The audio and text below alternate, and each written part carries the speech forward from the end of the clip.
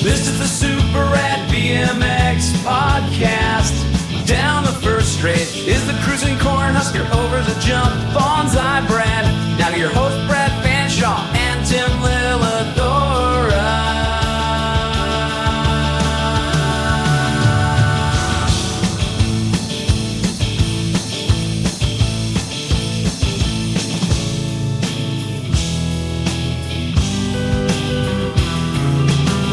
We are here at the Museum of American Speed in Lincoln, Nebraska. And Tim, this is where it all comes together because the museum is known for being an automotive museum, racing, the heritage. You have the Unser Museum has been merged into here. You have Daryl Starbird's Museum of Rod and Custom. All of it has been put here. But the dioramas, there's so much here, but what are we here for? We're here for this amazing BMX museum that they've installed. They have bikes from all the eras of BMX. They have the Schwinn Stingrays. They have, behind us, the Redlines, the Mongooses. Matthews monoshocks. Yeah, it's just incredible. And this is just the start. We're gonna give you a tour of this amazing museum that not many people know about, but you need to come and visit. What's really cool right now, Brad, just to your left, see the photo down there, right behind you? Oh yeah, right here. That's our good friend, Dennis the Red Baron Dane. And that's Bob Hadley's van in the background there. I mean, it is. This is heritage. And what's cool about it, Tim, is that because it's the Museum of American Speed, it all comes together here, as I said in the beginning, because we saw out at the BMX tracks in the early days, a lot of the race car drivers, famous guys would bring their kids out, and guys like Dan Gurney that actually built frames. So it really does all merge right here with the museum, the bikes, and the people that made it happen. So follow us along and check it out as we show you this incredible place. Because it's Super Rad BMX and we're bringing it all to you. So here at the Museum of American Speed, the Schwinn collection is truly amazing. The cool kids in the neighborhood had either the apple crate or the lemon peeler. And I think that's even a gray ghost up there at the top. You know, we had bikes like this, we had Schwinn frames, but I never had one with the 5-speed shifters. They were just amazing, and they're just truly works of art. And a display like this is in a class of all its own, really.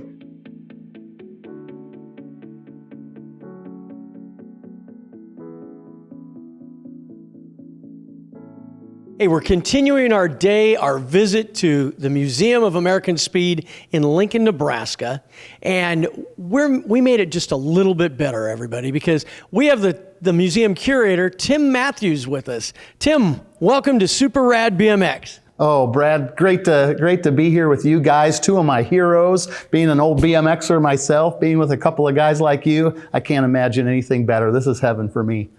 Well, I'll tell you what's heaven for us is the fact that the museum, which is known around the world as being the motorsports museum, has taken a whole section and put it dedicated to BMX. We said at the top of the show that it's such a great meld where you bring the world of technology and racing together. And for so many kids around the world, that technology and racing happened first with BMX. And we understand that was the same with you. Absolutely. My dad was a circle track racer, loved cars, and I grew up kind of in that world.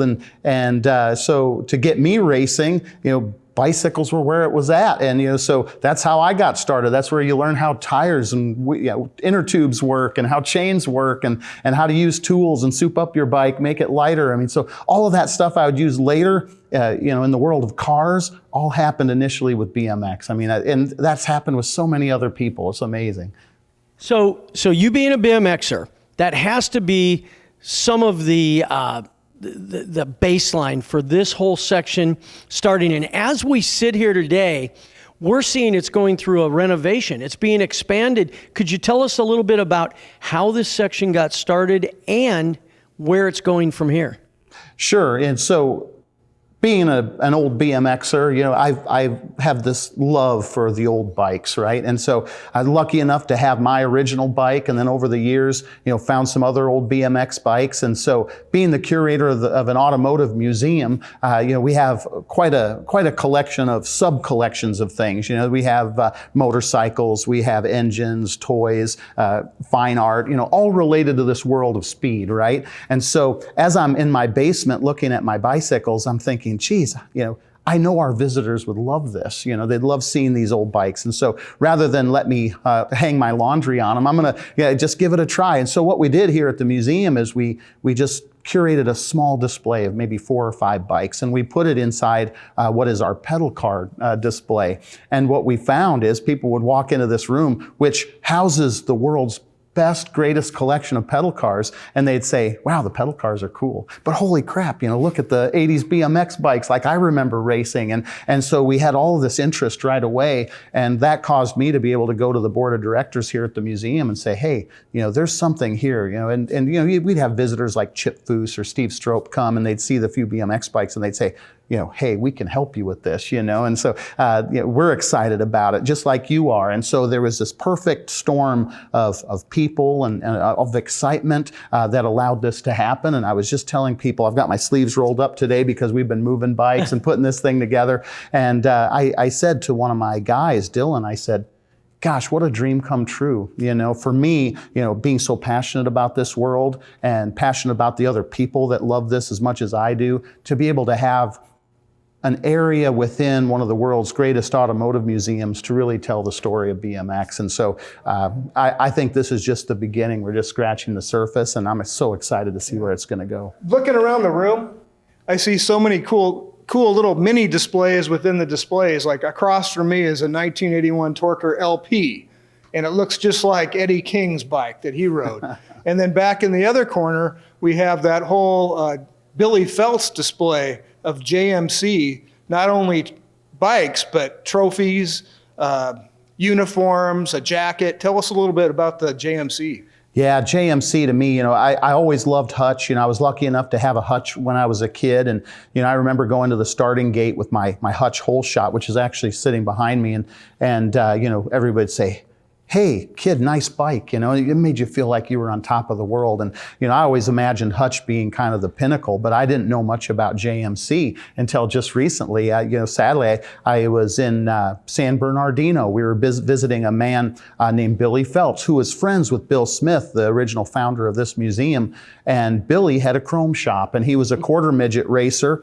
And we went there to pick up his quarter midget that he was donating to the museum. And a quarter midget is just a really small sprint car for young people, for any of the listeners that don't know what that is. But so we're there in the chrome shop, and I see this picture on his desk, on Billy Felts' desk, and it shows this little boy with this sea of trophies on this JMC bike, which I later would find out was the TwerpMobile, which was in all kinds of magazines and talked about. And so I asked Billy, I said, Billy, what gives, man? What's up with this picture? And he said, well, that's my son, Billy Felts Jr. And that was him. You know, he logged over 800,000 flight miles by the time he was 10 years old. We flew all over the United States to race. And I said, wow, you know, wouldn't it be cool if you still had that bike? You know, figuring it was long gone. He said, no, man, I've still got that bike. And I've got all the trophies and the flight bags and the team jackets. And I said, hey, you know, if you would allow me to bring that to Lincoln, to put it in our museum, I'll make you proud. I'll do a cool display about your son and about your family, because it was really a family affair.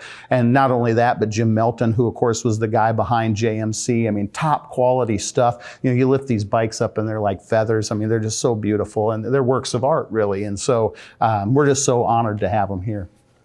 That is what's so great about it, is you're just beginning this journey with the BMX section, and it has such a cross section of bicycles, from size to manufacturer to era. And I'm going to let Tim talk a little bit about your bike that's sitting behind it, because I know he's been Google eye all day on it, and also about the photo that Tim eyeballed back in the corner. Oh, well, the photo, we'll show a close-up of the photo, but walking through and seeing some of the photo displays in here, I'm like, yeah, hey, that's cool. That is the 1979 ABA Grand Nationals at Horseman's Park. I'm like, hey, I think I was sitting in that part of the stands. And on closer inspection, in the middle, I can see myself sitting there watching the races, which is like a total time capsule for me.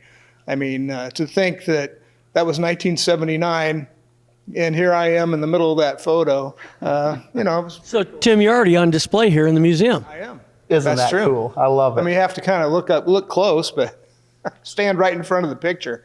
But it's amazing. And all the other photos here and the bikes is just a thrill to be here.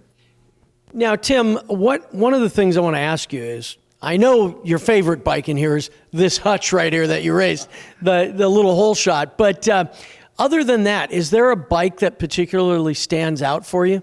You know, I raced 82, 83, 84 was kind of the prime time of my racing.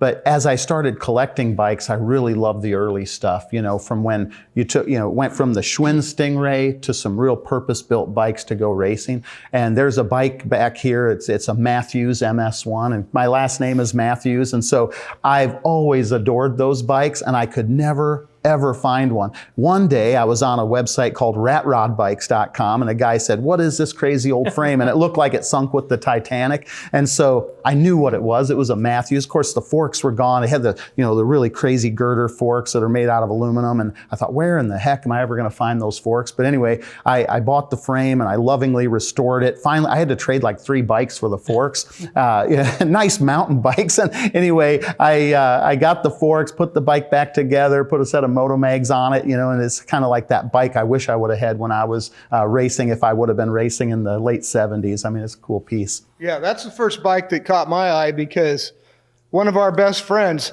growing up in our neighborhood, Steve Goodnight, had that exact bike, but it was red, but the same girder forks, which flex. They didn't really function well, but they sure look cool. Yeah, absolutely. Yeah, we used to call those forks Flexi Flyers, It was one of those things that, like Tim said, they looked cool, but as soon as you started riding the bike, it kind of threw you this way, that way.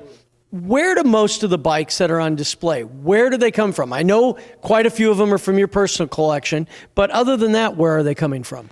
A lot of local people that have seen what we're doing, they want to get involved. They've brought their bikes here, and that's what I've loved the most about building this gallery and this display, is just the outpouring of love and passion from people that are in our community of vintage bikes. They'll ask me, they won't force themselves upon me. They'll say, "Tim, what do you need to fill a gap? Is there a bike you don't have that you'd love to have?" And so that's been super helpful. So a lot of folks, just not only in the bike community, but in the hot rod and car community, that know of our museum and know our reputation, they want to get involved and help make this display as great as it can be. And so that's kind of from everywhere, to be honest. And if you've never been to the museum, one of their greatest attributes here are their dioramas. And I remember my first visit years ago, the dioramas up front, where one of them looks like an old race car garage, and it is down to the simulated dust and the dirt on the floor and the tools, everything's correct. Then in the motorcycle section, they have the board track racers on a board track that was replicated just for the museum. And what I love is that you're even taking that here into the BMX area. And I'd like you to tell the people about not only what's right in front of us, but also what you're planning to put behind us. In the corner. Yeah, dioramas are important. You want to give the viewer a little bit of flavor, right? If they've never experienced BMX, you were referring to what's in front of us here. It's a starting gate, which actually replicates Star City BMX, which is a track that's only a few blocks away from the museum here. And I used to go over to Star City BMX. I've worked here for almost 20 years, which is hard to believe, but I used to go over there on my lunch breaks to stay in shape and relive my childhood. So I took my newer PK Ripper over there every lunch break, had my lunch at the track. And so it's a meaningful place to me. But what we wanted to do, not only to pay homage to that track, but then to hopefully inspire some young people that come to the museum to get involved in BMX as it exists today. We're building that starting ramp here. And, I have such great memories of starting gates. I remember the first time I was at a BMX race and I was scared to go down the hill. My dad was up there and he was ticked off. I mean, I remember I had a Hutch Pro Raider at the time, not the better Hutch that I'd get eventually, but my dad was so ticked off that I was scared to go down the starting hill. He brought that bike home. I'll never forget it. He took it in every piece it could go into, and he threw it in the yard. And he said, if you don't want to go down the starting hill, you don't need a bike. And I was like, man, you're a little harsh. I mean, my dad's the most loving guy ever, but the next weekend, man, I was ready to rock. I was ready to go down the hill. You wanted that spirit of competition in your soul. That's right. And so, yeah, we got the starting ramp, and then, of course, the other piece of the puzzle here is the bike shop. I mean, I think every young person at a certain age went into a bike shop and either saw a brand new bike that they just fell in love with. They remember the way the shop smelled. But we're recreating a storefront that has all the kind of the cool, rare anodized pieces that you'd go in and just lust over as a young person, and trying to kind of give our viewers the feel of what that was like. Yeah, I mean, because I remember going in and looking at all the stickers, and of course BMX magazines were always there, and it was one of those, for us it was the candy store, right guys? Right. And if you need someone to come down here and look like an authentic bike shop mechanic, I'm available, because I did work at bike shops in high school. So.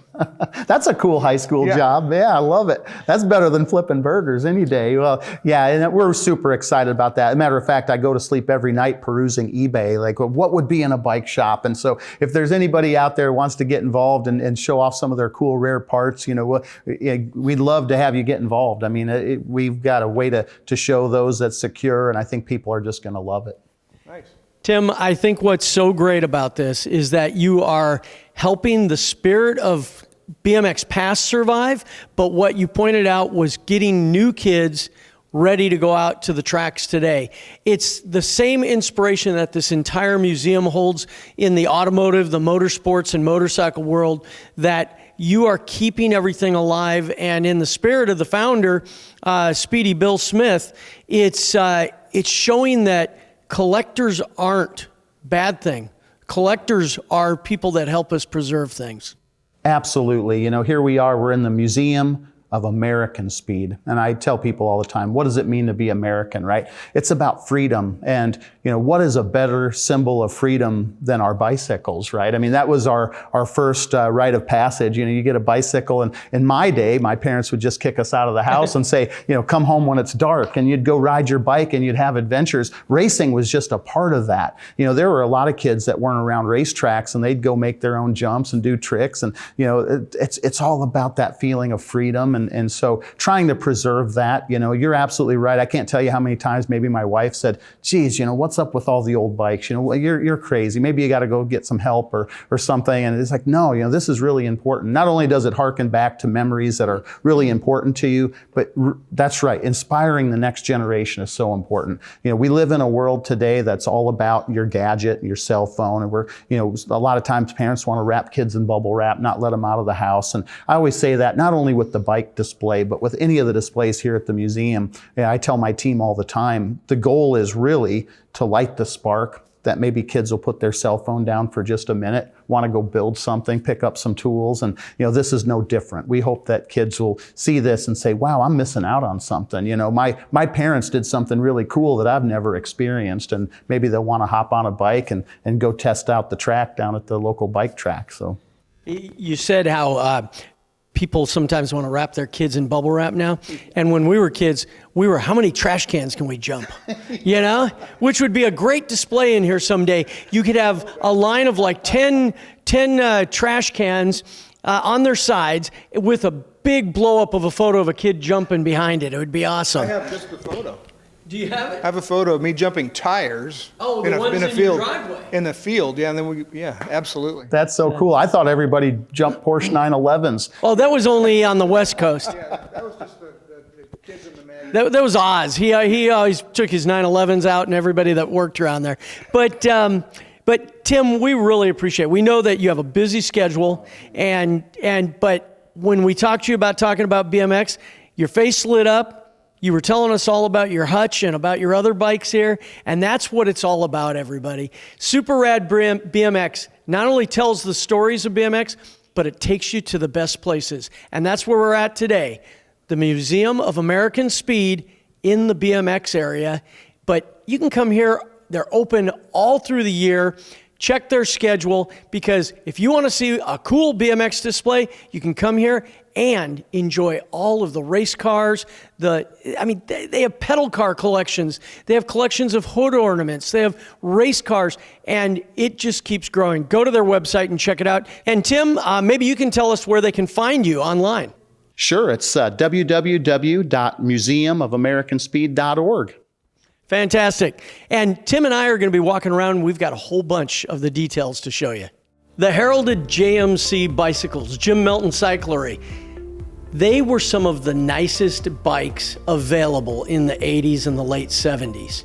And one of their top riders, other than Daryl Young, was this guy right here, Billy Felts.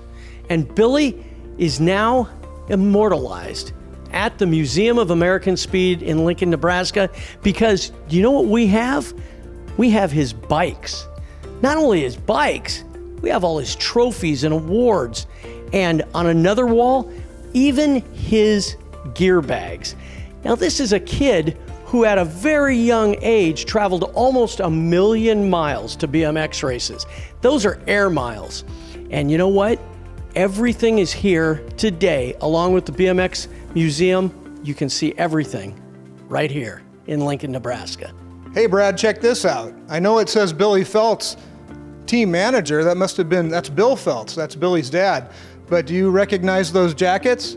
Those are the same jackets that we wore while we worked at ABA, building tracks, running races, working in the sign-up trailer. And the whole crew would wear this exact same red, white, and blue jacket with the ABA logo out to dinner at night.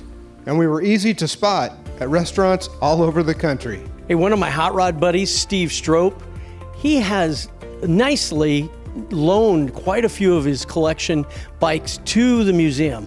So, you know what, Steve? We thought Tim and I'd take him out for a little spin. Taking this one next, gonna go jump a little bit at the track next door. I hope that's cool.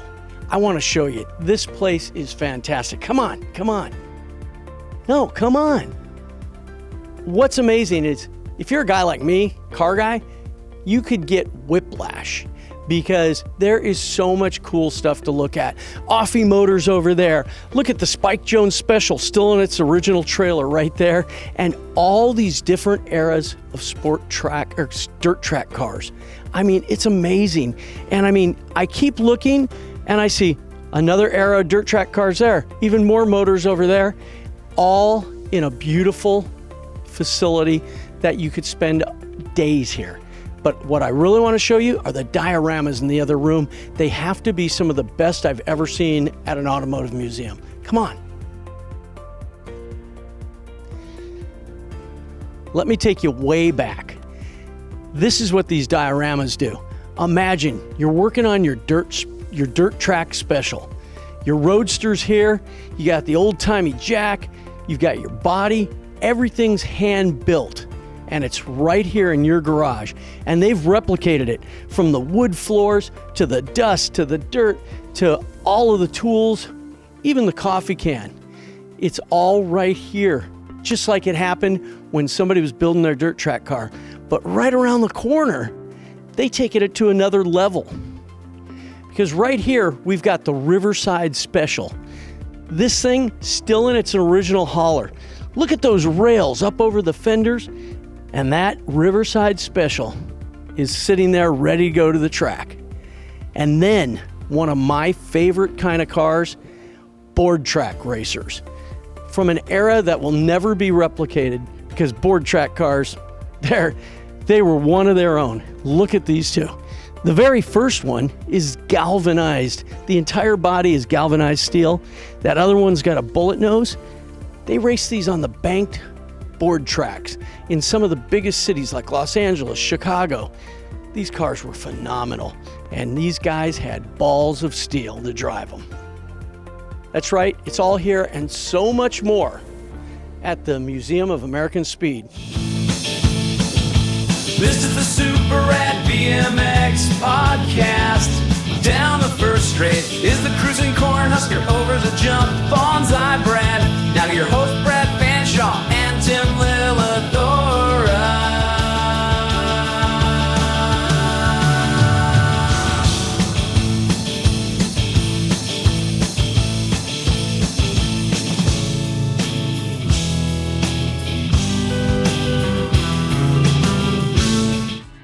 Get ready to represent the Super Rad BMX Podcast in style with these rad BMX t-shirts. They're perfect for listening to your favorite Super Rad BMX Podcast episodes, hitting the track, or cruising around town, and showing off your passion for BMX culture. Join the Super Rad BMX community and showcase your love for this podcast with these awesome vintage BMX t-shirts. Order yours today on radmatic.com and ride in style.